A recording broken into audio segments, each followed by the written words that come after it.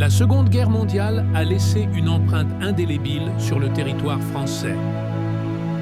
Chaque lieu, chaque vestige raconte une part du combat, de l'horreur, de la résistance et de la libération. Des massacres de civils aux prouesses militaires, voici 10 lieux que vous devez absolument découvrir. Le 10 juin 1944, la division SS Das Reich massacre 643 habitants du village d'Oradour-sur-Glane. Les hommes sont fusillés dans des granges, tandis que les femmes et les enfants sont enfermés dans l'église, puis brûlés vifs. Le village est incendié et laissé en ruine.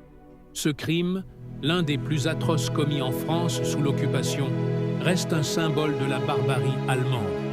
Après la guerre, il est décidé de conserver les ruines comme lieu de mémoire. Quelques jours avant le massacre d'Oradour, les soldats américains débarquèrent sur Utah Beach, en Normandie.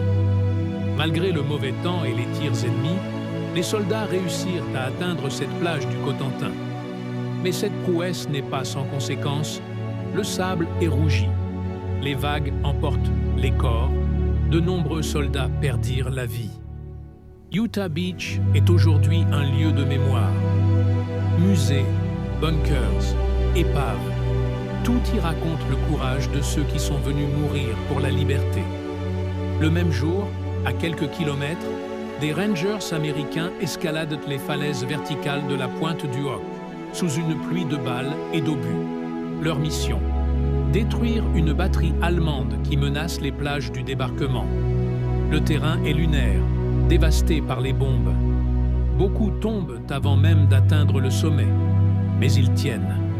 Aujourd'hui encore, les cratères, les bunkers éventrés et la vue plongeante sur la mer rappellent l'audace de cette opération presque suicidaire. Pendant ce temps, la batterie allemande de Crisbeck ouvre le feu sur les navires alliés. Installée en hauteur, elle dispose de canons lourds et d'un réseau défensif impressionnant. Elle inflige de lourdes pertes aux forces américaines. Les combats durent plusieurs jours. Les soldats résistent, isolés, jusqu'à l'épuisement des munitions. Aujourd'hui, la visite de Crisbeck permet de comprendre la puissance du mur de l'Atlantique et la férocité des affrontements de juin 1944. Entre Omaha et Gold Beach, la batterie de Longues-sur-Mer entre elle aussi en action. C'est l'une des rares à posséder encore ses canons d'origine. Les Alliés tentent de la faire taire, mais les échanges d'artillerie durent des heures. Ce duel de feu entre mer et terre est un moment clé du débarquement. La position finit par tomber, mais les stigmates sont toujours visibles. Dès le lendemain du débarquement, les Alliés mettent en place une prouesse logistique, le port artificiel d'Arromanches.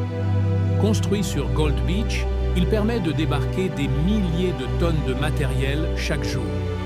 D'immenses caissons de béton, les Phoenix, sont coulés pour créer des digues. Des routes flottantes permettent aux camions de rejoindre la terre ferme. En moins de 10 jours, une base complète sort de la mer. Au cœur du bocage normand, un lieu invite au silence, le cimetière militaire allemand de la Cambe.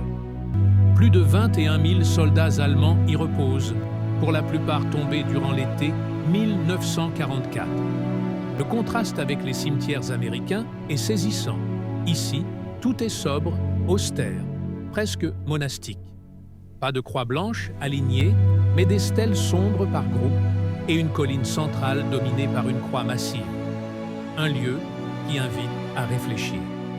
Dans le nord de la France, en 1943, les forces allemandes construisent un gigantesque bunker, le Blockhaus d'Epperleck. Son but? Lancer les terribles fusées 5.2 sur Londres. Cette forteresse de béton armé est bombardée à plusieurs reprises par les Alliés avant même d'être opérationnelle. Le site est impressionnant, presque irréel. C'est un monstre figé, symbole de la folie technologique de l'Allemagne.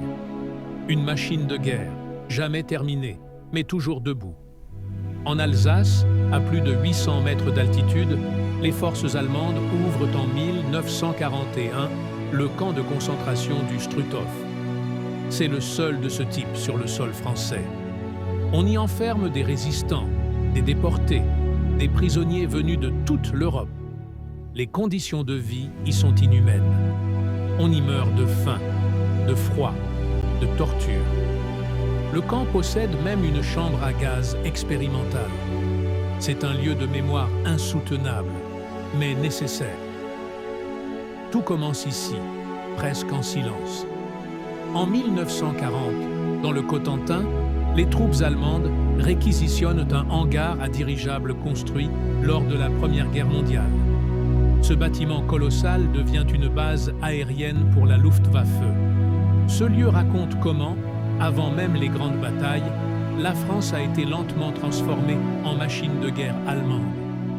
Un vestige méconnu, mais symbolique du début de l'occupation. Chaque site est un lieu de mémoire, un rappel concret des étapes d'une guerre totale et d'un monde qui a failli basculer dans le fascisme.